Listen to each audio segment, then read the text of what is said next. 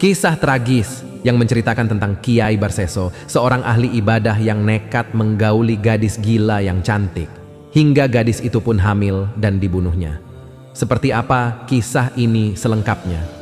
Tonton terus videonya sampai selesai, agar tidak sesat. Assalamualaikum warahmatullahi wabarakatuh. Sahabat berbagi cerita yang dimuliakan Allah.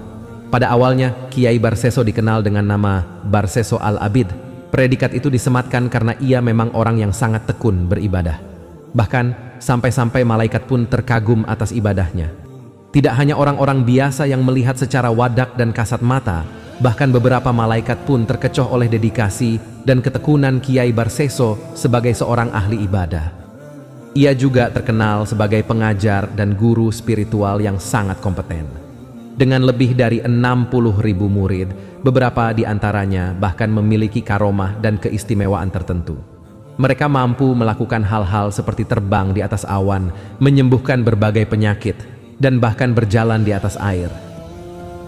Namun, meskipun Barseso dikagumi oleh para malaikat, Allah Subhanahu wa Ta'ala justru menegur mereka dengan mengatakan, "Apa yang membuat kalian terpesona melihat Barseso? Dalam pandanganku, kedudukan dia tak berbeda jauh dengan sosok setan yang terkutuk." Seketika, para malaikat sangat terkejut dan bingung. Mereka mencoba mencari tahu apa yang telah menyebabkan Kiai Barseso terjerumus dalam kesesatan yang begitu nyata hingga Tuhan mengutuknya. Bagaimanapun juga, dia memiliki banyak murid dan karomah yang sangat terkenal atas kesaktiannya. Pada suatu hari, ada seorang laki-laki yang sangat khidmat melakukan sholat di belakang Kiai Barseso. Laki-laki itu mengenakan jubah dan sorban yang mewah, dan kekhusyuannya tampak lebih mendalam daripada Kiai Barseso. Dengan rendah hati, dia meminta kepada Kiai Barseso untuk mengajarkan cara beribadah dan memohon doa agar diberikan keselamatan di dunia dan akhirat. "Dalam keadaan Anda yang beriman, Anda telah mendapat jaminan untuk masuk surga," ujar Kiai Barseso dengan penuh keyakinan. "Lalu, bagaimana Anda bisa memastikan hal itu?" tanya lelaki itu. "Karena Anda dan semua orang yang beriman telah termasuk dalam doa-doa yang saya panjatkan dalam sholat-sholat saya," jawab Kiai Barseso. Kemudian, lelaki berpakaian mewah itu mengundang Kiai Barseso untuk mengunjungi pesantrennya dan melakukan sholat bersama-sama. Kiai Barseso pun mengunjungi pesantren milik lelaki itu. Melihat ketekunannya dalam beribadah dan kemegahan pesantrennya, Kiai Barseso diajak untuk bersenang-senang dengan mencoba minum anggur dan khomer.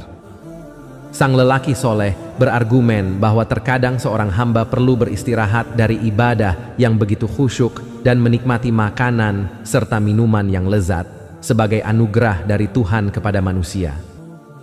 Kiai Barseso terpikat oleh lelaki yang baru ia kenal tersebut. Namun, tiba saatnya ahli ibadah tersebut harus pergi keluar kota, dan hal ini membuat Kiai Barseso merasa kecewa karena ia telah bersenang-senang dan berbagi obrolan yang menyenangkan dengan lelaki itu. Sebelum berpisah, Kiai Barseso meminta saran amalan yang dapat membantunya meraih kesuksesan dunia, sebagaimana yang dimiliki oleh lelaki tersebut. Akhirnya, lelaki asing itu memberikan amalan agar Kiai Barseso bisa menyembuhkan orang-orang yang kesurupan atau yang mengalami gangguan jiwa. Seiring berjalannya waktu, maka dalam tempo singkat reputasi Kiai Barseso semakin berkembang pesat. Ia menjadi dikenal luas di berbagai kalangan sebagai seorang tokoh agama yang memiliki beragam keahlian dan keistimewaan dan dipuja-puji oleh puluhan ribu pengikutnya. Pada suatu hari, seorang gadis cantik yang merupakan anak seorang raja jatuh sakit dan mengalami kesurupan. Keluarganya memutuskan untuk mengirimkan beberapa orang untuk membawa gadis tersebut ke pesantren Kiai Barseso. Setelah para pengantar menjelaskan maksud dan tujuan mereka, gadis itu ditinggalkan di pesantren yang terletak di pedalaman, dengan harapan bahwa ia akan mendapatkan pengobatan yang diperlukan. Para utusan kemudian pergi dan meninggalkan gadis cantik itu di bawah perawatan dan bimbingan Kiai Barseso. Kiai Barseso merasa senang dengan hadirnya sang gadis, terutama setelah sang raja memberikan bantuan yang menggiurkan untuk perluasan pesantrennya. Maka gadis cantik itu dirawat dengan baik dalam sebuah ruangan khusus yang digunakan untuk rehabilitasi dan pengobatan. Keesokan harinya, melalui kecerdasan, siasat, dan rekayasa, iblis membisikkan sesuatu dalam hati Kiai Barseso. "Wahai Barseso, perhatikanlah kecantikan gadis itu. Tubuhnya yang indah dan payudaranya yang menarik. Di dalam kamar ini tidak ada orang selain Anda dan gadis tersebut. Apa salahnya jika Anda bersenang-senang dengan gadis yang tidak berdaya ini, sementara dia dalam keadaan gila dan tidak sadarkan diri? Bahkan jika dia sembuh nanti, dia tidak akan bisa bicara banyak karena dia telah kehilangan ingatannya selama ini. Ayo Barseso, saat ini tidak ada yang tahu selain Anda dan gadis cantik ini. Kapan lagi Anda bisa menikmati keindahan tubuh seorang wanita seperti bidadari surga ini?" Tergoda oleh suara hatinya sendiri, Kiai Barseso kemudian menggauli dan menyetubuhi gadis cantik yang malang itu. Setelah Barseso melampiaskan nafsu birahinya, ia merasa penuh penyesalan dan ketakutan. Setelah kejadian tersebut, gadis malang itu kemudian mulai mengelus-elus perutnya yang semakin membesar, menandakan bahwa dia hamil. Hari demi hari, minggu demi minggu, Kiai Barseso dilanda oleh kecemasan yang tak terhentikan. Ia khawatir bahwa gadis itu akan berbicara dan mengungkapkan perlakuannya yang keji.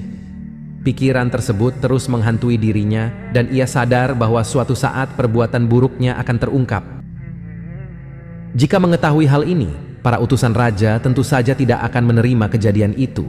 Terlebih lagi, mengingat reputasi Kiai Barseso sebagai seorang ahli ibadah yang memiliki ribuan murid dan banyak keistimewaan. Kiai Barseso terus dihantui oleh pikiran yang melanda sehari-hari, khawatir bahwa gadis itu akan mengungkapkan perbuatannya. Ia sangat takut akan merusak nama baiknya dan khawatir bahwa suatu hari semua orang akan merendahkan kemuliaan dan kemasyhurannya.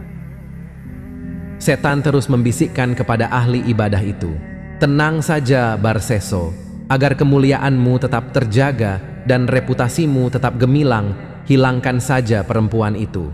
Bunuh dan kubur dia di tempat yang jauh dari pesantren ini."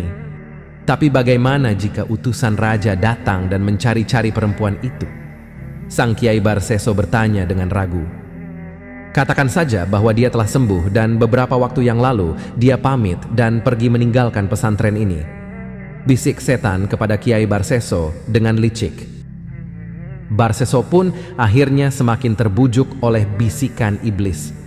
Tidak lama setelah itu, gadis malang itu dibunuhnya dan kemudian dikuburkan di tempat yang tersembunyi jauh dari lingkungan pesantren. Namun Kiai Barseso tidak menyadari adanya sepotong kain dari baju yang dikenakan si gadis yang terlihat menonjol di permukaan tanah. Beberapa hari kemudian, ketika sepotong kain itu terdeteksi oleh seorang utusan raja, akhirnya kuburan itu terbongkar. Akhirnya terbukti bahwa Kiai Barseso adalah satu-satunya pelaku yang bertanggung jawab atas kematian gadis malang tersebut. Sekarang, ia tidak dapat menghindar dari segala bukti yang telah dikumpulkan oleh para utusan raja. Kiai Barseso pun akhirnya ditangkap dan dihukum dengan cara disalib. Hingga di akhir menjelang ajalnya, setan yang menyamar sebagai lelaki yang pernah dikenalnya tiba-tiba muncul lagi di hadapannya. Kini, setan menawarkan keselamatan baginya asalkan Barseso mau meminta pertolongan dan memohon doa kepadanya. "Bagaimana saya bisa menadahkan tangan dan bersujud di hadapanmu, sementara tangan dan tubuhku terikat pada salib seperti ini?" tanya Kiai Barseso dalam keadaan yang sulit. Dalam keadaan lemah dan tak berdaya, Barseso akhirnya menuruti permintaan setan yang menyamar sebagai temannya, dan Barseso pun bersujud dan berdoa kepada setan tersebut dengan isyarat. Akhirnya, ia mati dalam keadaan kafir dengan mempercayai rayuan setan. Setelah itu setan pun meninggalkannya dan berkata, "Wahai Barseso, inilah yang saya kehendaki darimu. Akhirnya kamu mengikutiku dan kafir terhadap Tuhanmu. Sesungguhnya aku berlepas diri dari perbuatanmu dan aku takut terhadap Tuhan semesta alam." Sahabat berbagi cerita yang dimuliakan Allah, demikianlah kisah Kiai Barseso yang mati dalam keadaan menyembah kepada setan. Semoga kisah tersebut menjadi pelajaran baik terhadap kita agar senantiasa mampu menjalankan perintah Allah dan menjauhi segala larangannya. Serta semoga kelak kita mendapatkan husnul khotimah saat ajal menjemput kita. Sekian yang dapat saya sampaikan. Atas kekurangan dan kesalahannya, mohon kiranya untuk dimaafkan. Yang benar datangnya dari Allah Subhanahu wa Ta'ala.